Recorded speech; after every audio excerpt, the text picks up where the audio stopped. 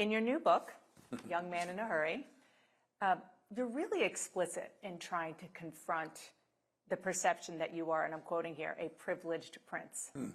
Because your grandfather and your father, they had a lot of activity in politics and business in San Francisco. Yep. They were especially close to the Getty family, as are you. You describe in detail the split personality, that's what you call it, of your childhood, because your parents divorced when you were young and you had that privileged existence with your dad, and then you went back home with your mom, who had to work 3 jobs to keep things afloat. Yeah, 19 when she was pregnant with me. She had 2 kids, a father, which I discovered only through the process of researching his life and writing this book, had a breakdown.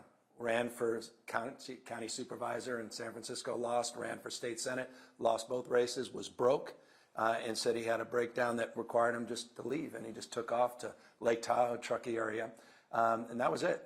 We saw him episodically when we were growing up. He was there every 3 or 4 weekends, maybe a week or so every summer, and came back into our lives much later. But it was my mom, hard work, grit, never complained, explained, came from no wealth, single, bedroom, and she just made ends meet, made things work, and gave me the grit and gave me a work ethic that's frankly allowed me to survive in politics this many years.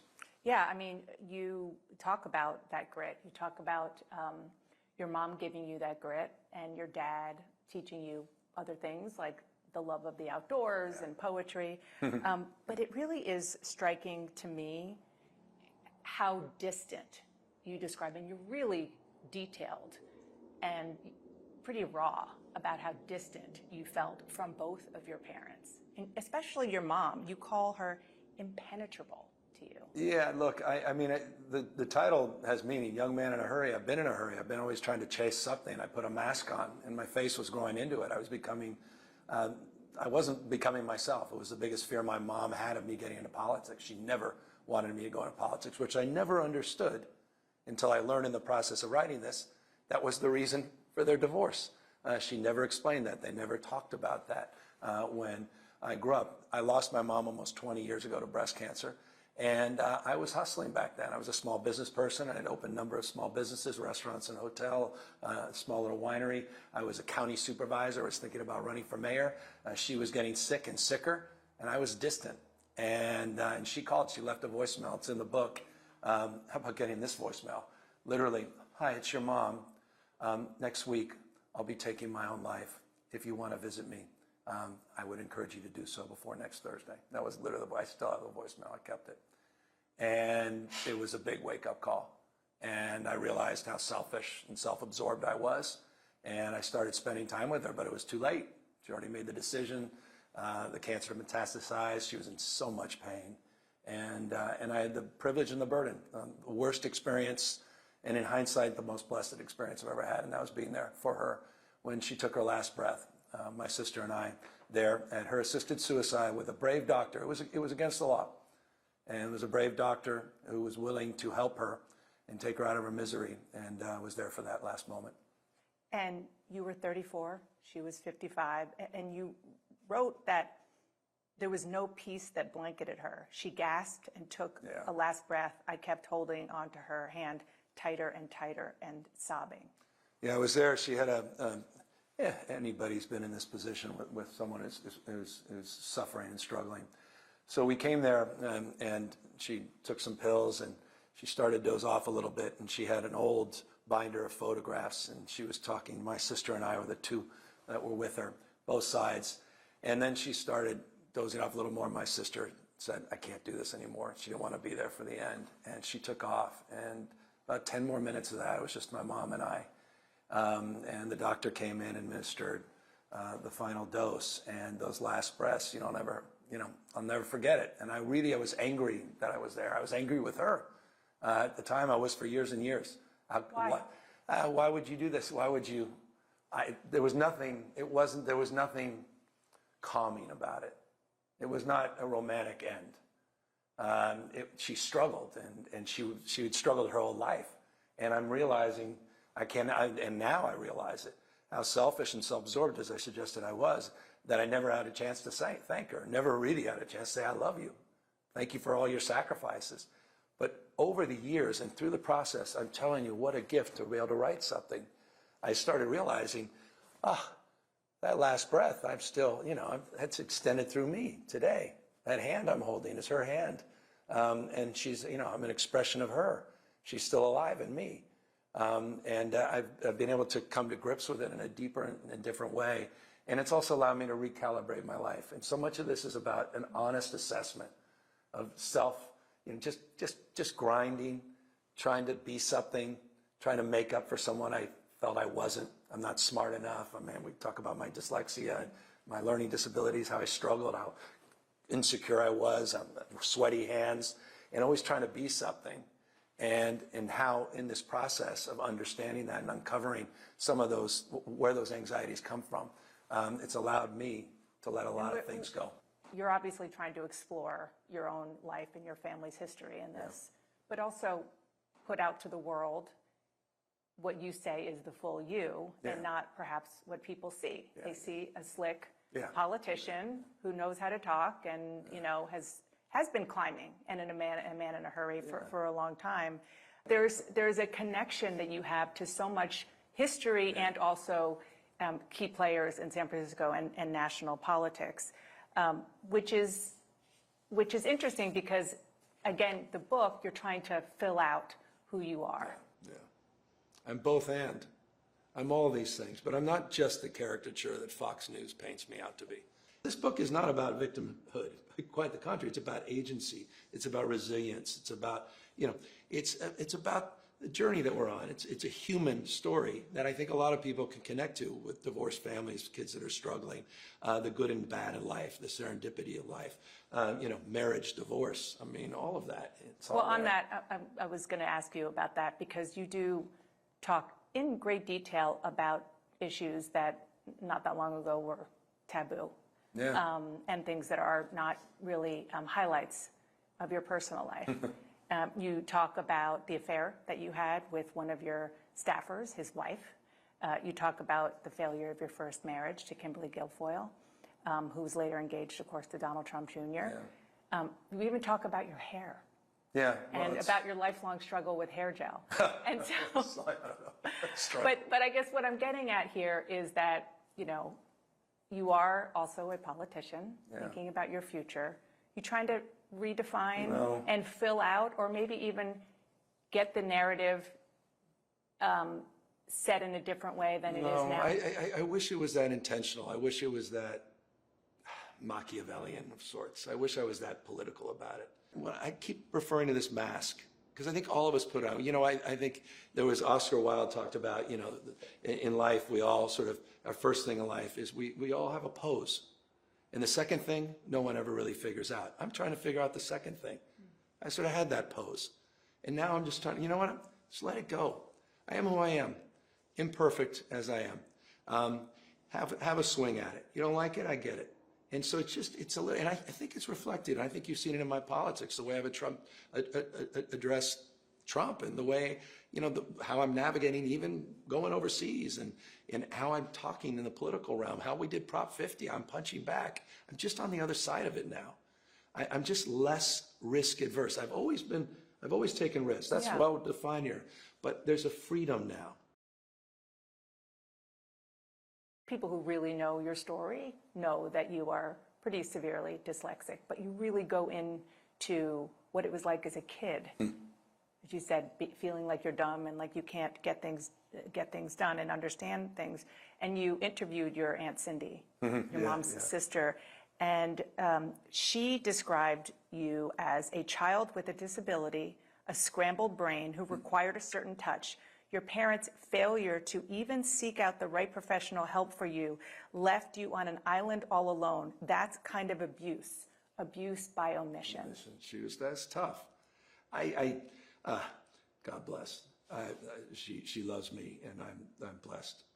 My aunt, my mom did too, but she didn't know how. I talk often in the book. She didn't have the language for something. She was a kid. She was a kid marrying, my dad was his So you mid-30s. just struggled with, And she didn't know how to deal with it. That's why she said it's okay to be average, because she was probably just trying to get to bed, and I was trying to figure out a book report, and I wasn't reading. I was doing Cliff Notes. I was literally copying the back of Cliff Notes and putting on a piece of paper, and it was just, and she watched me struggle and scream, and she says, it's okay. She was basically just saying, just let it go. But at the time, I just thought, no, she's just consigning me to this sort of, sort of being stuck on stupid. but you also say that dyslexia is kind of a superpower as a politician. Come on. It's the greatest thing in hindsight that happened to me. It just allowed, I have the freedom of not having to be stuck on the written text. I have the freedom of having to work harder, more reps behind the scenes. If you think you're working hard, trust me, I'm 2 to 3x. But it's also your EQ, being able to read. Yeah, and you can read the room. You have an emotional intelligence. You can see that you're about problem solving. You're about iteration. You're about trial and error. Your willingness to make mistakes. Your willingness to seek to understand before you understood, because you have to feel something. I do think it's a superpower. Those that discover that side of it. If you never discover it, you'll struggle with it the rest of your life. But some of the most dynamic and extraordinary leaders that I know all have one thing in common: dyslexia. It's almost as if it's the sort of creative gene. This notion of a gift, I feel that. That said, for my mom, was the curse, because her poor kid sitting there, was trying to drop out of school, faking being sick every day. Was, going into community college, which, luckily I got lucky with a baseball call from a few coaches and got into a 4-year college. But it's turned out to be a blessing. And in politics, a huge blessing. Kamala Harris. Yeah. You write about the fact that you've been friends with her for a very long time. You came up together, and you talk about your parallel careers. Yeah. She was prosecutor, California DA, and senator. You were San Francisco mayor, lieutenant governor, and governor.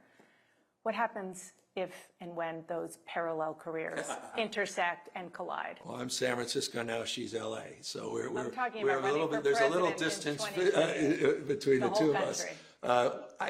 That's fate will determine that. And I've never gotten in the way of her ambition, ever. I haven't.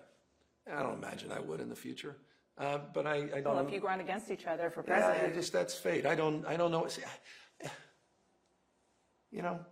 you can only control what you can control. I think this entire book is that fundamental lesson. And this notion of controlling what you control and taking responsibility for what you control is a big part of what I try to communicate in this book. That's the third thing. It's like how this book will be received. It's the third thing. I can't control that. I can't control whatever decisions she makes. The Supreme Court struck down most of President Trump's tariffs this week. He's already using different authorities to impose a 15% global tariff, vowing to forge ahead even without Congress. What do you do? Well, what does anyone do? Are you gonna move your factory from overseas and onshore it with 150-day certainty on a 15% tax or tariff? I mean, the whole thing is a farce. I talk about petulance. It was 10% 2 days ago, maybe 20% tomorrow. I mean, this is madness. He's flailing. He's a punch-drunk boxer. He's just trying to hit anything, a shadow. And he's a shadow of himself. He's lost a step or two. Under the IEEPA, we were the first state to sue. I was out there in the Central Valley talking about how this is going to impact ranchers and small businesses and farmers, the ag community, my state larger than any other state in the country. And Justice Roberts, by the way, basically our arguments were literally laid out in detail in his response. So it was always an illegal act. He needs to return that money, needs to refund that money with interest. He can do that in a nanosecond. They can do that electronically. They can do electronically. They have the tariff codes. They have the ability. They do refunds all the time.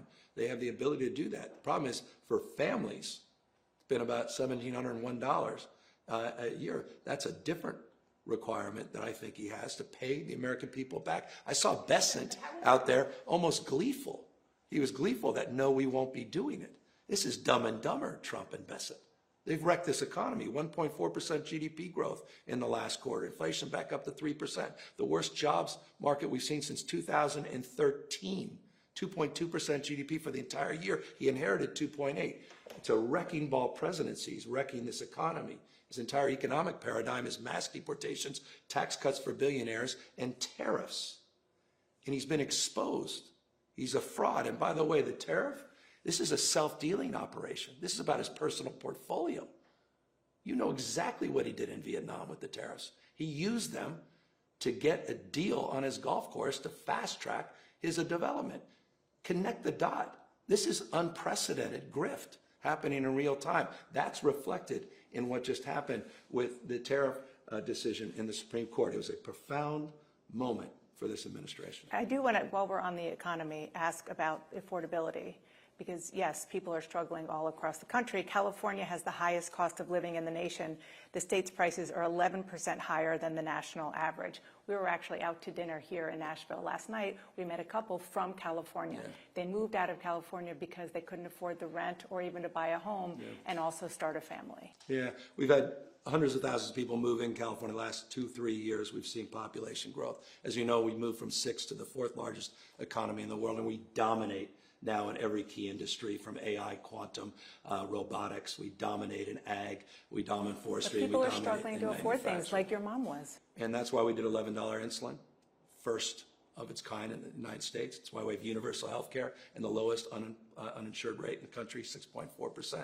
It's why we just subsidize over 300,000 child care slots, more than any other state in the nation. That's why 65% of people graduate from the UC and CSU with zero debt. It's why we have the highest minimum wage for healthcare workers, $25 in the United States. For fast food workers, $20 in the minimum, $20 minimum wage. So we're looking at it from both sides. Why we have a parents' agenda that expanded paid sick leave and extended to 8 weeks of paid family leave, all to support families, to address cost of living, and to address the affordability crisis that goes back literally 70 years in California. For one reason, we're as dumb as we want to be on housing.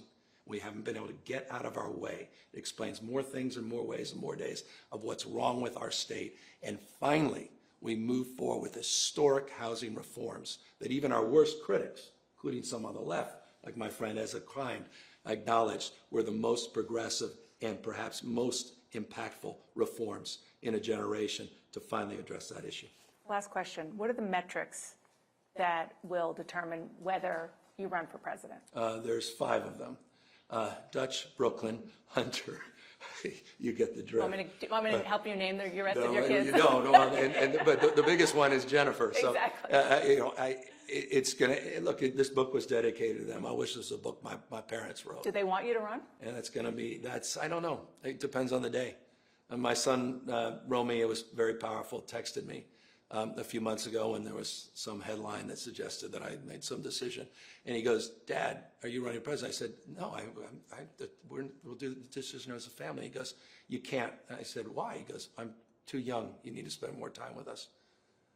I mean, how do you deal with that one? I screenshot it. If I have my phone, I'd show you. How do you deal with that one? Exactly. I'm asking you. Come on. I'm not running for president. No, it's not that's the point, and the point is the point. And so what matters is what matters. Like what matters is what matters.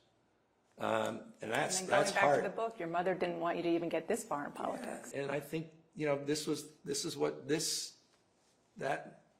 that text. I don't so that's why I talk about fate. But it will be done as a family, and it'll be done as a unit, and it'll be done in a partnership with these magnificent creatures. I'm just so blessed. The 2 boys, 2 girls, and people say their kids are perfect. Mine are not. They're perfectly imperfect because they're all composites of everything in the book, me, and they're all works in progress. But God, are they beautiful and loving, and they just have huge hearts, and they have the one thing that matters. And I'm sorry to the great Elon Musk. It's the most powerful force on planet Earth. They have empathy, and that's a superpower. And that is because of the grace of God, I married a rock star wife who gave him that. But also, I'm blessed because my parents had that as well. Governor, thank you for your time. Thank you. I really appreciate it. Thanks.